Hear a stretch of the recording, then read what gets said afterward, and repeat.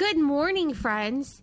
It was just announced that Senate Democrats have dropped the paid family and medical leave proposals from President Biden's spending bill. Now, the House of Representatives can hold a vote on the bill today. This is your fourth stimulus check update and daily news report. According to Fox News, Senate Democrats have dropped the paid family and medical leave proposals from the social spending package after much negotiations with moderate Democrats had failed to reach a compromise on a pared-down version of the proposals. Democrats decided to drop the proposals despite that they were a key campaign promise of President Biden. Fox News reports that Democratic Senator Kirsten Gillibrand, one of the Senate's leading advocates for the benefits, had tried to reach a last-minute deal with Senator Joe Manchin, who has resisted the overall cost of the package. But Senator Gillibrand told Fox News that reports about the benefits being dropped are premature, signaling hope that some sort of pared-down version could still be in the play. Joe Manchin has argued that the cost of the proposals is way too high when some social programs are already in jeopardy of running low on funds. However, Gillibrand has said she will not give up on getting the benefits added. So friends, what are your thoughts on cutting out the paid family and medical leave from the proposals?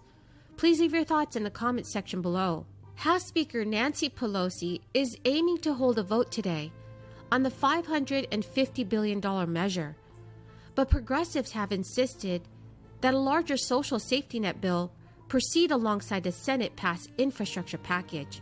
Democrats have yet to finalize the social policy bill due to sharp disagreements between moderates and progressives. President with a big vision for America, and he came to speak to us about how he saw things now, presenting a framework about building back better with women.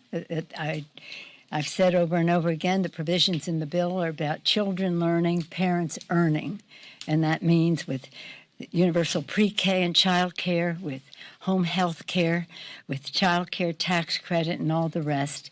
That is a liberation for women to be able to pursue their careers, help take care of their families while their children and their family members are cared for. So in any event, what we talked about that was the fact that if any one of these features were in a bill that we were taking up in the Congress, if we were taking up the child care pieces of this and the home health care pieces of it, it would be historic, big, nearly $1 trillion. Children learning, parents earning, caring for our loved ones at home, and respecting those who do so. Second piece on the health care, this one is particularly meaningful to me because of the Affordable Care Act. The Affordable Care Act has been expanded, of course, to make it stronger, but also to include the people who were not covered in the states that did not expand Medicaid. We don't expand Medicaid. We expand the Affordable Care Act to enable those folks to have, those families to have access to the Affordable Care Act. If that were the only thing we were doing in this legislation, it would be transformational, transformative, and cause for celebration. So on the health side, there are many aspects to it, but that one makes a drastic difference. And then when we go to the third bucket, climate, well, as one who, when I was Speaker first time, the climate issue, well, for a long time has been my flagship issue, but at that time, I formed a select committee on climate, and we got good things with President Bush in terms of an energy bill, but not a climate bill. We couldn't get 60 votes in the Senate. That was when President Obama was president, and then we moved on to at the same time, we're doing the health issue.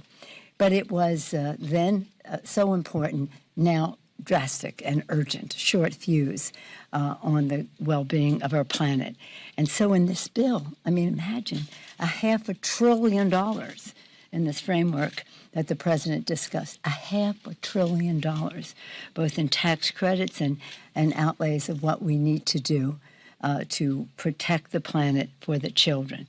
All three. The House Democratic Caucus will have a meeting today where Biden is expected to provide an update on his Build Back Better agenda and pressed progressives to help pass the infrastructure bill. The Senate passed a measure back in August with support from Democrats and Republicans. In a Twitter post, President Biden signaled that a deal could be reached on getting key components of his agenda passed. President Biden stated, universal preschool, historic climate investments, lower healthcare costs, they're all within our reach.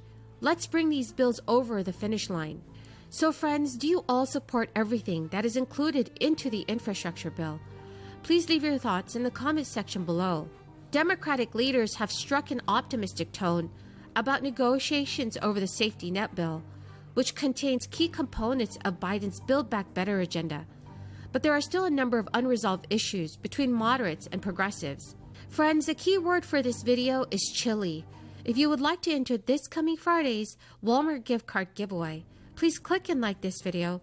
Make sure that you are subscribed to my channel and comment below today's keyword. Representative Alexandria Ocasio-Cortez said she would vote against a bipartisan infrastructure bill over the cuts in the social spending bill.